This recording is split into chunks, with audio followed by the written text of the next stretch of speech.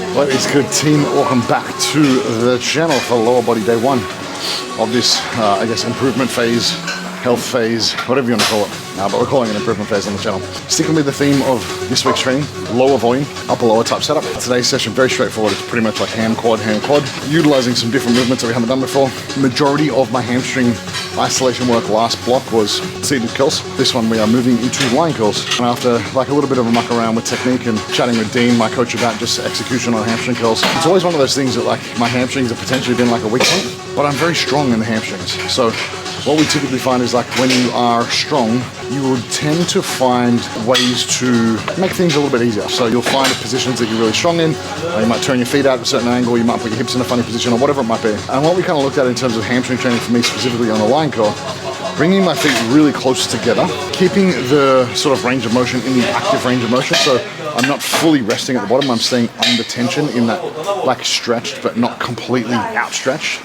In the top position, it's all the way up to the point where there's still tension. It's not completely resting at 90 degrees. So we're basically staying within that active range of motion, keeping the tension pretty much on the belly of the hamstrings and avoiding turning the feet out too much or having the hips out too wide where we tend to bias a little bit more of the adductors. So if you think about this logically, it's almost like a preacher curl. You're really just lining it up where you can bias the biceps femoris, in this case on the hamstrings, to get the most out of your hamstring development. So 2 working sets, 10 to 12 reps here, get stuck in.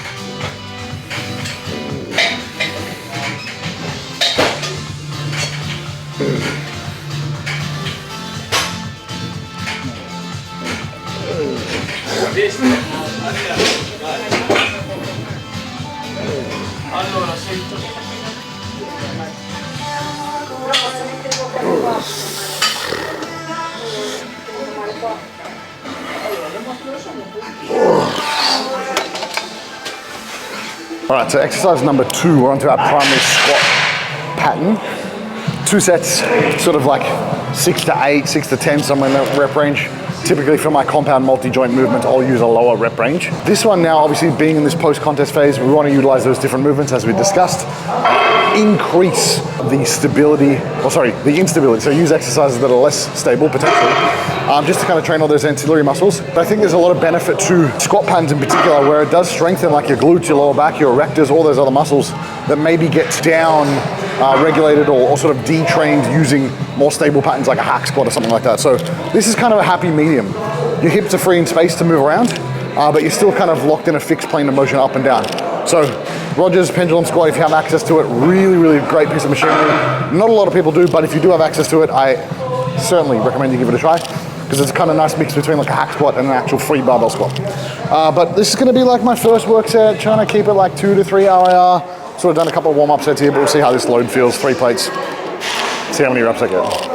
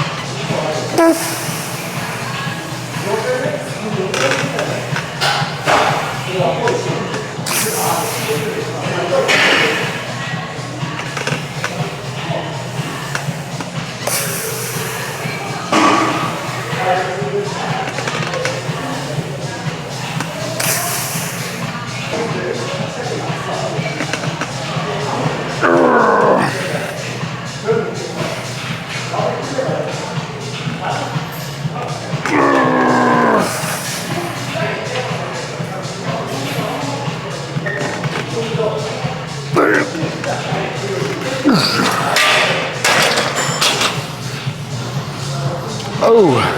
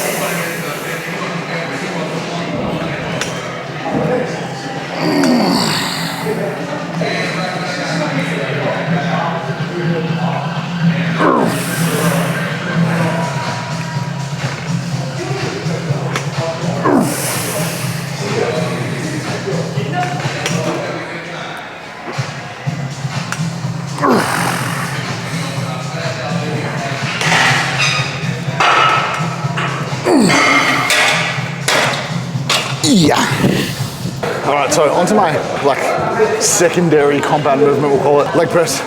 Now this one you'll notice a bit more adductor bias. So it is sort of open hips, knees out nice and wide, taking the adductors for that full stretch. Lots of tension in the bottom. So some things to note with this session. We are sort of using similar movement patterns that we would always use, but we might have a different bias or emphasis to the way we execute that movement. And I think that's really important when it comes to being intentional with the muscles you're trying to train and then how you select movements based on that. So when it comes to like squat variations, we can make them either very hip dominant, make them adductor dominant, we can make them very quad dominant, depending on the torso angle, the shin angle, our range of motion, all those types of factors that we can manipulate or adjust. So I think when it comes to like developing your physique, in particular your legs, it's really kind of dissecting your current physique, what areas of weakness that you need to bring up, and then how you create your program around that in order to choose the right movements to take them to the fullest range of motion or the most active range of motion for that muscle that you're trying to train.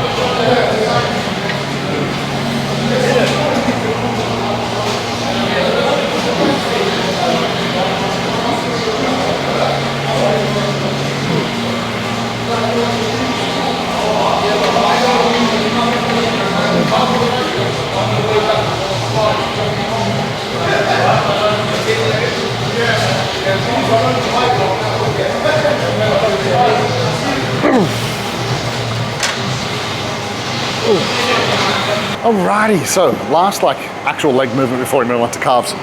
2 sets of Bulgarian split squats. I have not done these in a very long time. So these are like totally unsupported, 2 dumbbells, balancing act, so to speak. So really challenging the stability like component of this session.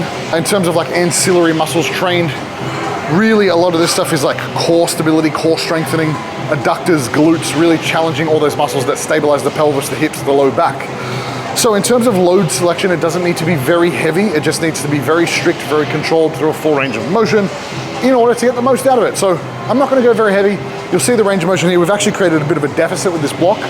So for me, I'm trying to take it through a really sort of quad biased range of motion. So lots of knee flexion, lots of deep knee bends, keeping my torso very tall. So you'll see my knee angle is pretty steep and I'm trying to stay very tall.